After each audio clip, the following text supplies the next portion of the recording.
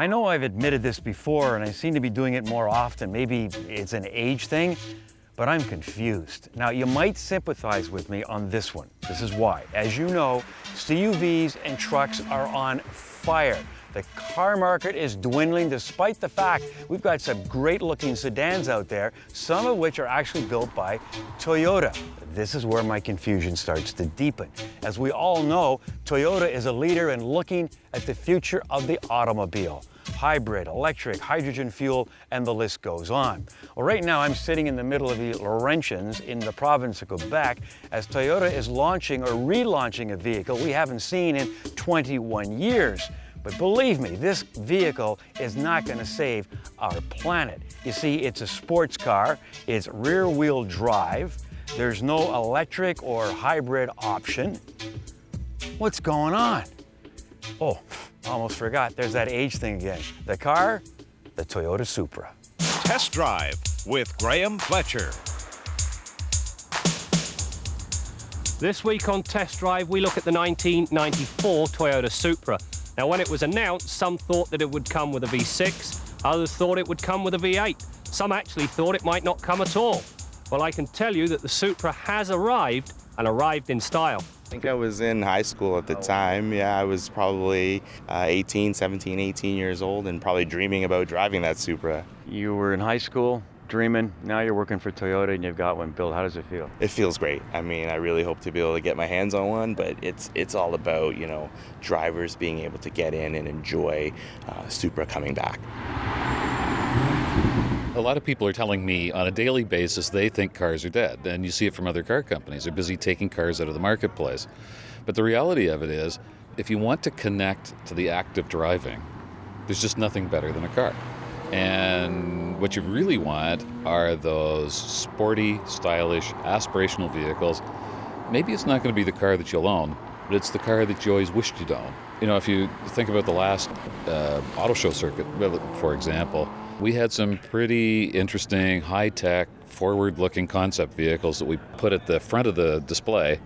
And right in the back, up against the back wall, was the Supra, and people made a beeline toward the back of the booth to have a look at it. It says something that they're not finding anywhere else, and that means that they come to a Toyota dealership to have a look. I think it's great, because once they're there, they're going to find a lot of other cars and SUVs and trucks that I think they're going to be interested in.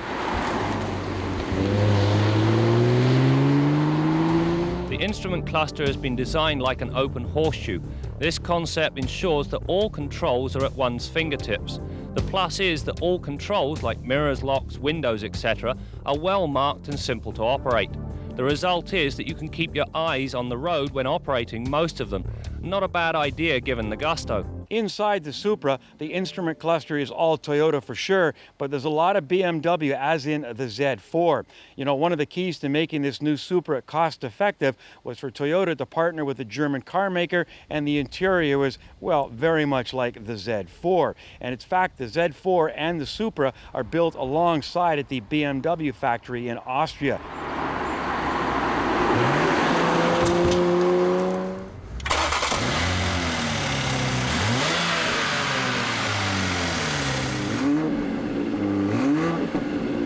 Toyota did not have an inline 6-cylinder in the garage, so this 3-liter engine is also from the Z4. It's got 335 horsepower and 375 pound-feet of torque.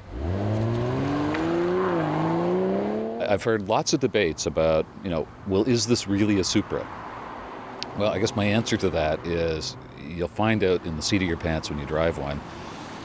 But it's lighter, it's faster, it's more technologically advanced than any Supra in history, and it drives like stink.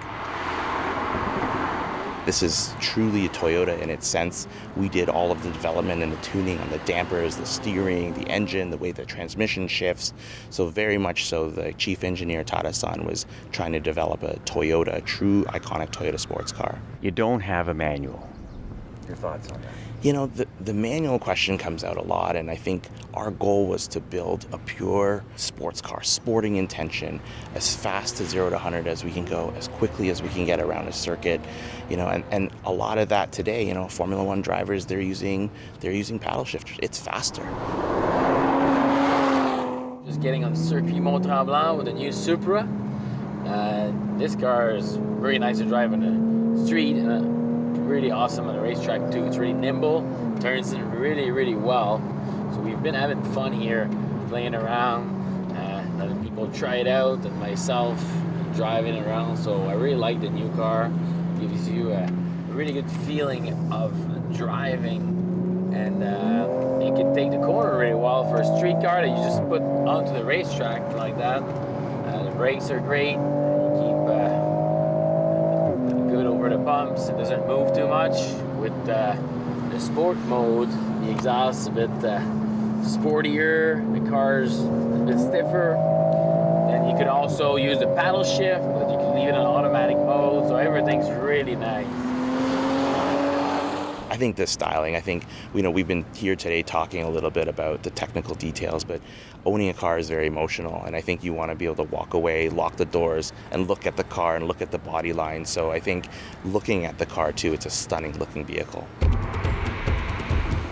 I think very important for car companies not to lose touch with their roots. And Supra is really about a celebration of all the values that brought Toyota to where we are today. Thank you for bringing back the Supra, said one auto journalist to Toyota executives on this launch. Now, thanking car makers is not something you hear very often, but I think it illustrates the kind of passion that many had and have for this car, despite the fact that Toyota Canada could not give away the last generation Supra. The $60,000 plus price tag may have been an issue back then. Now, it's interesting that a 97 Supra went for $197,000 at the Barrett-Jackson auction recently, and the first production model of this generation went for $2.1 million in a charity auction. But I'm sure you can get a better deal at your nearest Toyota dealer. Now, everybody's talking about the lack of a manual. Yes, we all love a stick shift, but the reality is most people, especially south of the border where the money is to be made, they're moving towards automatics. And trust me, this 8-speed automatic is sweet. Now, I know that Russ Bond is dying to get behind the wheel of this Supra, as is our Graham Fletcher, so look for that on a future episode as we continue to bring you more stories about cars and the people who drive them.